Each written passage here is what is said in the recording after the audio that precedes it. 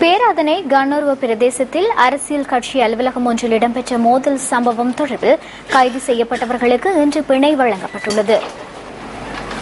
இந்த மோதல் சம்பவம் நேற்று இரவு இடம்பெற்றது. அரசியல் கட்சி ஒன்றின் உறுப்பினர்களுக்கும் கட்டிட உரிமையாளருக்கும் இடையில் இந்த மோதல் சம்பவம் இடம்பெற்றதாக போலீஸ் ஊடக பேச்சாளர் உதவி போலீஸ் அத்தியட்சகர் ருவான் குணசேகர தெரிவித்தார்.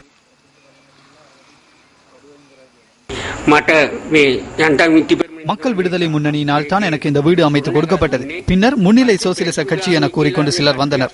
இதை இரண்டாக பிரித்தனர். அவர்கள் எனக்கு பல்வேறு வகையில் நெருக்கடிகளை கொடுத்தார்கள். அவர்களை வெளியேற்றுமாறு போலீஸ் நிலையத்தில் முறைப்பாடு செய்தேன். இந்த அலுவலகத்தை நாங்கள் பயன்படுத்தினோம்.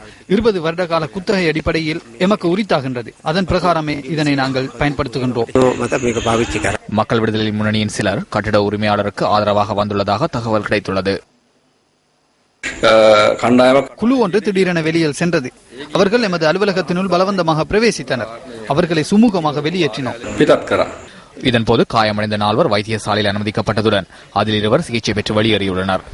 சம்பவம் தொடர்பில் 20 பேர் சந்தேகத்தின் பேரில் கைது செய்யப்பட்டதுடன் அவர்களை கண்டி 15 நீதவான் முன்னிலையில் இன்று ஆஜர்படுத்தியதன் பின்னர் பிணையில் விடுவிக்கப்பட்டனர்.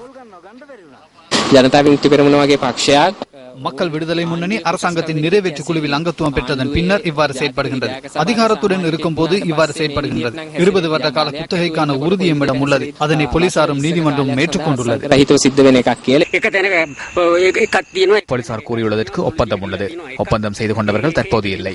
முன்னிலை சோசலிச கட்சியினரை தற்போது அங்கு உள்ளனர். அவர்களுக்கு நான் வழங்கவில்லை.